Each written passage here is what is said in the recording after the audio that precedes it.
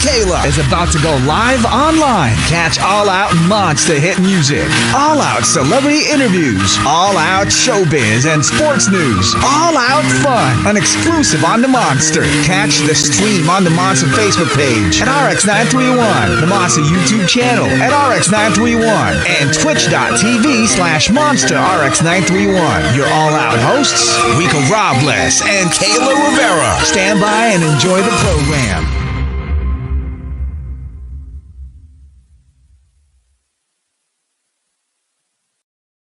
Hey, what's up? How's everybody doing? How you doing, Kayla? Hey. Nice Good. background. Yeah, you got a nice background. Thank you. Going, you know what I mean? It seems like, it's global domination. Why? Because we're going to be traveling back again. The cool part about our Monster exclusive interviews is that we get to witness the growth of an artist, whether it's starting in your bedroom, then evolving into an online sensation. Now when the world's opened up, touring. She's about to wrap up her tour, but guess what? She took time to actually join us and be here and, actually be in the presence because she is all the way in Los Angeles, California. Ladies and gentlemen, please welcome TikTok superstar. Let's just say musical legend. Hey, gotta claim it. Lyn Lapid in the building. Hi, Lyn. Hi. Hi, how's it going? Great. How's everything going? How's been, it's been quite a minute, since Producer Man. So, what's been keeping you busy? What you've been up to? Yeah, I'm currently on tour with Ricky Montgomery, and I'm currently in Los Angeles for a tour. So yeah, it's been a lot of fun out here. Going back on stage, I mean, when we did have a conversation for a bit, it was, of course, you were in the Philippines. Am I right at that time? Actually, I think I was in my hometown in Baltimore, Maryland. I haven't been able to go to the Philippines for a go minute. here. Baltimore. So when you were there, of course, it was the hit for Producer Man. Now, how has time changed from there? Yeah, I feel like things have slowly been going back to normal with people starting to go back on tour and doing live shows, which has been a lot of fun because I've gotten to go on all these tours, which has been so much fun and yeah. Amazing. Like how does it feel, having these hit songs of yours that have been doing amazing streaming wise, but then, being able to sing them for audiences and have them singing along with you? How does that feel? It's been crazy, I would say, because a lot of the times I'd be doing a live show and then I noticed people singing along to my songs, which is the coolest feeling ever because I never thought that I could experience something like that, even as an opener, because I'm kind of used to like just being an opener and not really expecting for people to know my music. But when they start singing along, that's like the best feeling ever. And the reaction of it, of course, when things go viral and you're getting it on TikTok, and after from that one hit, having new ones. I mean, was there any pressure of building that momentum? Like, all right, cool, I gotta make the next one a hit. I gotta make it trendy. Yeah, I feel like I've felt a little bit of that pressure when I'm making my records. But I feel like I've kind of learned to just go with the flow and not try to force a trend or force a song to go viral. And whoever comes to like my music, I'm totally happy with, and yeah. Amazing. Like, so when you are in the process of creating, like, do you really listen to like your favorite artists to get inspiration from them, or like what do you do to really draw on that inspiration? Yeah, I listen to a lot of my favorite artists, specifically Conan Gray, and a couple R&B artists like SZA, pop artists like Ariana Grande and Melanie Martinez. I take a lot of inspiration from their music with my music. Now, in comes, of course, when it comes to the singles, but then the EP drops. I mean, the whole difference of it, of course, do you put it all as a body of work that each track from track 1 to the last track of the EP? I mean, is it a storytelling? Is there a storyboard in this? Or is it more of like, all right, that's a hit, let's put it together in one work? I would say it's more of the second one. When I started working on this EP, I didn't really have a certain topic in mind. Mm, I didn't want to like force a song out. So when I was creating all of these songs, um I was more so going with the flow and just creating these records separately. And when mm, I was looking at them all together and deciding which ones I wanted on the project, I was like, you know, it's kind of coincidental that they sort of tie in together. In one way, and that was um, all of the tracks somehow mm, address the fact that uh, or address like the different ways that you could feel or be like an outsider, which is why I mm. called the EP The Outsider, because they all sort of tied in together that way. Hmm. Would you say that there's one track on the album right now that you would say really describes how you feel or like Mhm. your life right now? Ooh, that's a tough one. I would say it has to be a mix in between Comatose and Pager. I would Hmm. say leaning more towards Comatose, because that song is a record that I um, came wrote about like how much I like to sleep a lot, which Mhm. doesn't sound that like monumental or deep right then, but it's so cool to see that so many people, so many of my listeners come up to me and say that they also relate to the message of Comatose as well, which is really cool to see. And Hmm. it's amazing how you can come up with the titles too. Pager. I mean, as a Right, right. songwriter, how does it go when it comes to creating a title for a song? Do you have a unique approach to it? Do you like, all right, cool, this would be a cool title for it? Do you consult anybody? Ooh, I would say all of the tracks on the EP, with the exception of one, kind of came together uh, first before I decided on what the title was. That's usually how I work. Usually the title comes last with all Mm, of my songs, but one song I remember started from just the title first, and it was My Little Island. My I was working with my producer, and we were talking about like like what if we made a song about like feeling lonely about not being checked up on, and she was like, what would be a cool title for this song is My Little Island, and I was like, that would be a really cool title. And so we kind of mm, built the rest of the song mm. from that, and yeah. I mean, becoming a songwriter, like there's a lot out there that's actually starting out, trying to build that audience. Because, you can make great songs, but it's how do you get people to listen to the songs? Do you have any secrets? Do you have Mhm. any tips that you could give to get the audience for them to relate to the song, to listen to the music? um I feel like I also go with the flow with this sort of thing. I know all of these songs come together through my own personal experiences, and so Mm, when I try to describe what these songs are about on social media and everything, I'm I don't think I'm that surprised to see so many people relating to what I go through as well, mm. and yeah, that's how I guess people tune into my music is even though my experiences can be very personal and um, very specific, they all Mm. find a way to sort of relate to it. Hmm. Is there like, because I mean, there's so many songwriters that sometimes feel a little bit shy sharing their personal experiences. But is there any like initial advice that you could give a new songwriter in just letting it out and sharing it? I would say there's this one phrase that my fifth grade teacher told me like Mm. a long time ago was to feel all of your feelings and not try to suppress any emotion that you may be feeling, and using that and channeling that into your songwriting.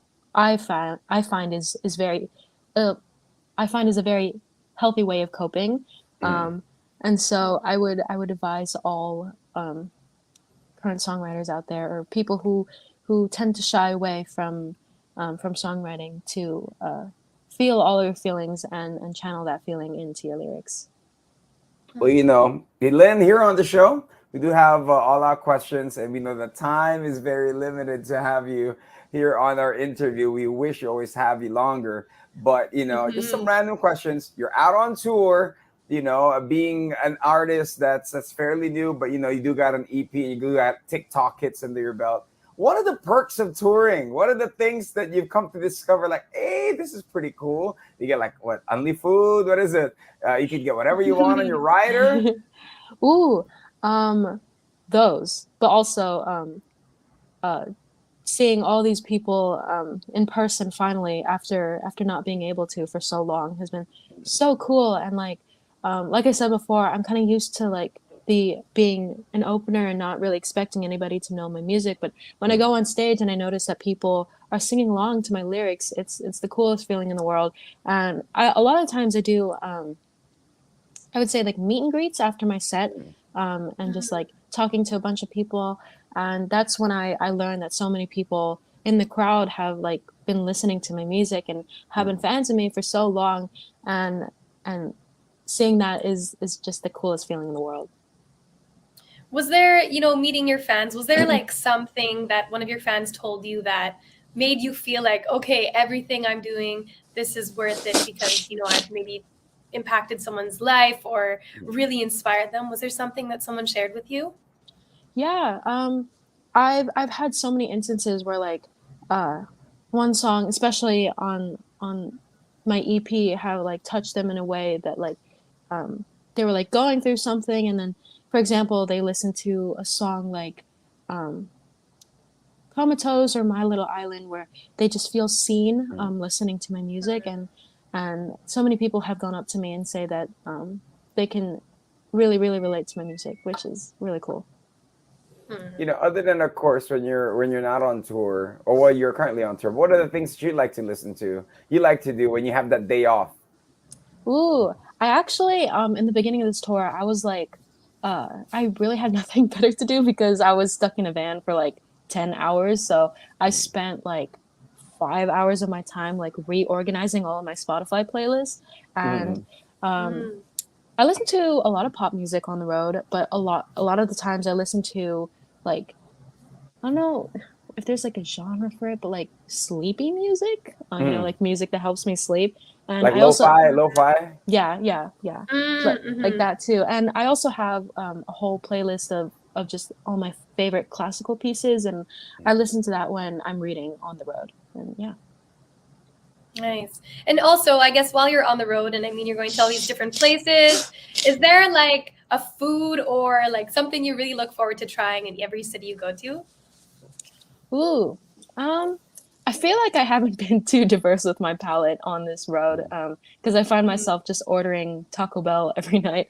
That But bean burrito, gotta get that bean burrito. exactly.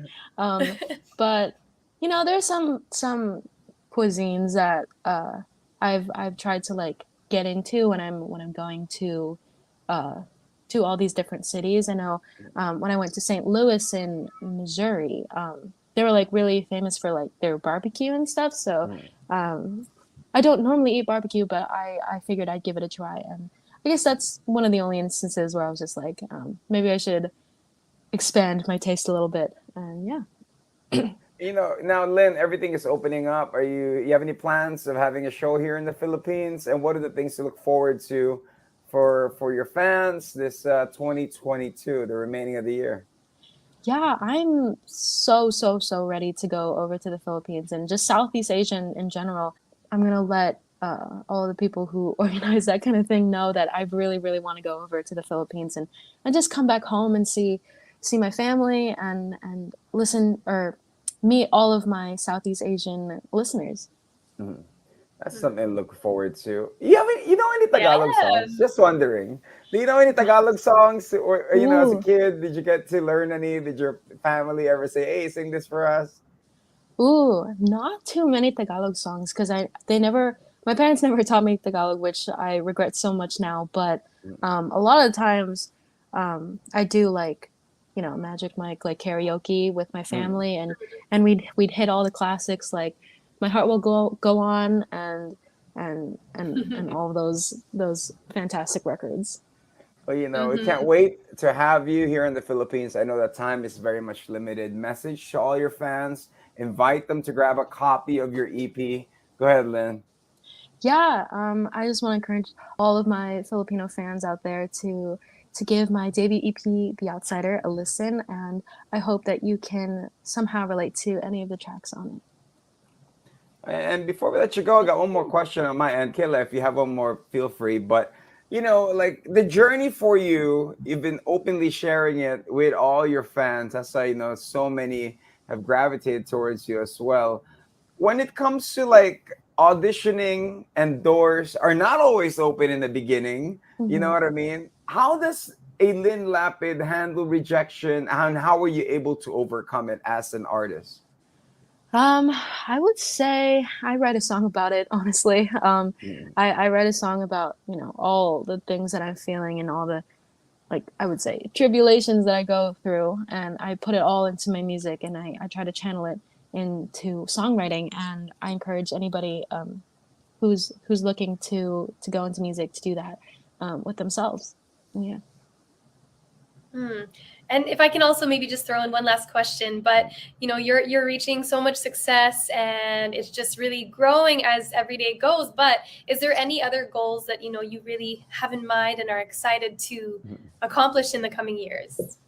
Yeah, I know that hopefully in the coming years I can cross fingers go on my own headline tour one day.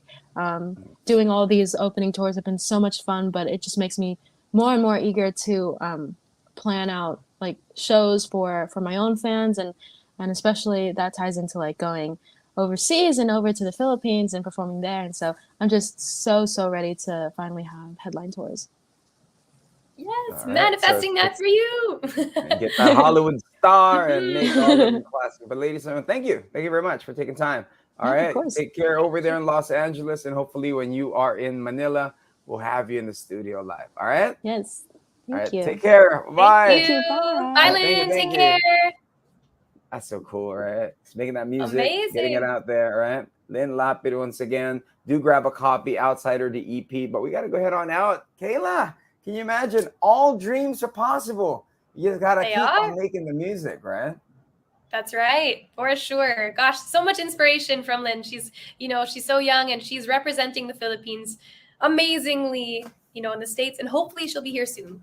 Yeah, and that's what we are looking forward to. Till then, you know what I mean? Thank you guys for tuning in. For those that are watching, my name is Rico Robles. I'm Kayla Rivera. This has been another Monster exclusive interview. Monster exclusive interview. Monster exclusive interview. Only from Manila's hottest. Monster RX93.1.